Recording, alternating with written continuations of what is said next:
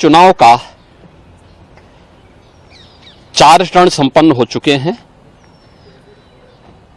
पूरे देश के अंदर मोदी जी की जो लहर है वह एक सुनामी बनकर के सामने आ चुकी है। कांग्रेस नेतृत्व का इंडी गठबंधन पूरी तरह इसकी हवा निकल चुकी है। इनकी नकारात्मक राजनीति को जनता ने पूरी तरह खारिज किया है। मुझे आश्चर्य होता है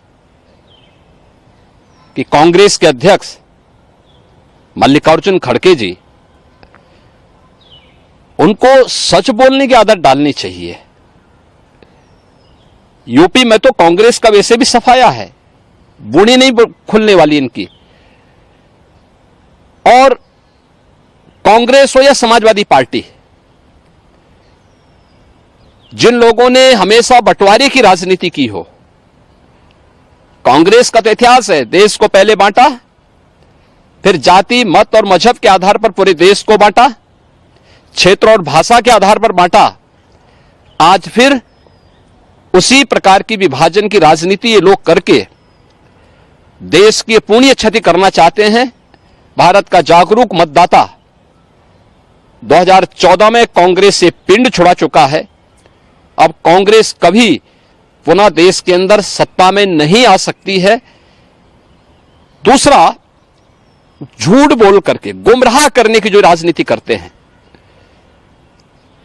बाबा साहब भीमराव अंबेडकर का सर्वाधिक अपमान कांग्रेस ने किया।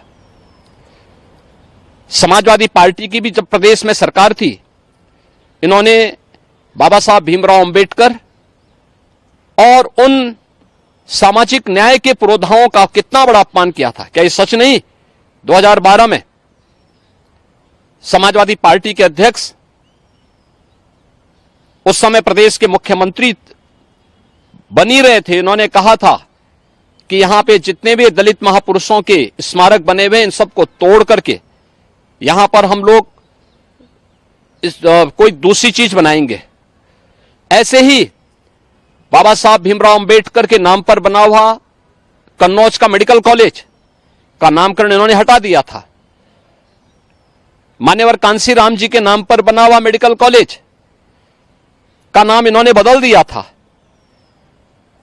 लखनऊ में भाषा विश्वविद्यालय का नामकरण इन्होंने बदल दिया था।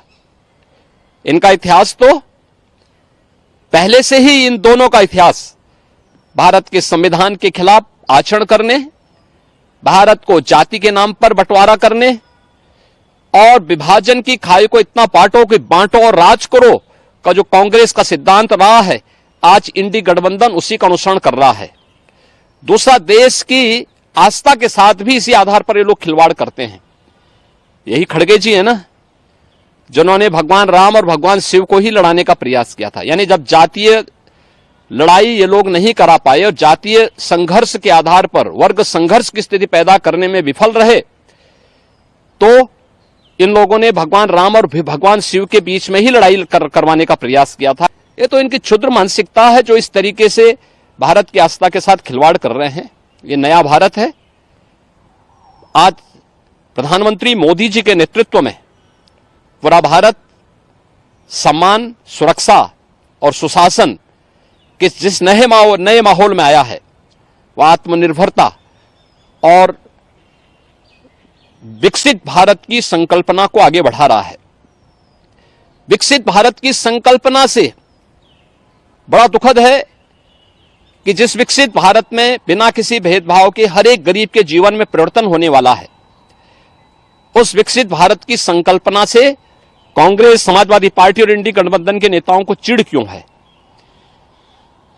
ये लोग इस बात से चिढ़े हुए हैं कि मोदी जी के नेतृत्व में भारत क्यों तेजी से आगे बढ़ रहा है, और इसीलिए कभी ये पाकिस्तान की वकालत करते हैं, कभी ये लोग जातीय जनगणना के आधार पर समाज को ही आपस में बांटने की वकालत करते हैं, कभी ये लोग संविधान में छेड़छाड़ की बात करके और गुमराह करने का प्रयास कर रहे हैं। सच्चाई यह है कि संविधान में जितना संशोधन और जितना ज्यादा छेड़छाड़ कांग्रेस ने की, उतना किसी ने नहीं किया।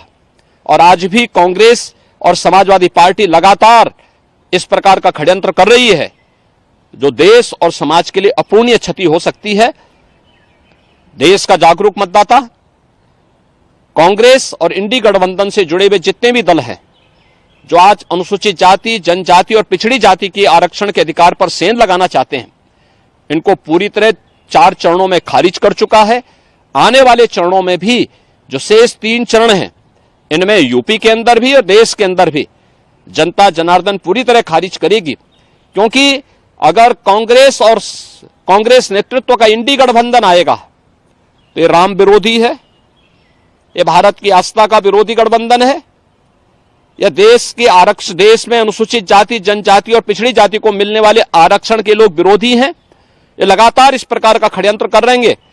जो यूपीए सरकार ने पहले ही रंगनाथ मिश्रा और जस्टिस सच्चर कमेटी गठित करके ओबीसी और एससी एसटी के आरक्षण में सेंध लगाने का प्रयास किया था, यह शरारत फिर से करेंगे और आम जनता को भी उनकी खुशहाली देखने की बजाय ये लोग संपत्ति का सर्वे करा करके आम जनता को भी तबाह करके विरासत टैक्स के नाम पर औरंगजेब का जजिया कर लगाने का प्रयास करेंगे। औरंगजेब की आत्मा घुस चुकी है इंडी गठबंधन के अंदर। इस इंडी गठबंधन को, जो भारत की बर्बादी की कहानी लिखने की बात करता है और उस प्रकार के दस्तावेज अपने घोषणा पत्र के माध्यम से प्रस्तुत करता है, इनको एक सिरे से खारिज करना चाहिए।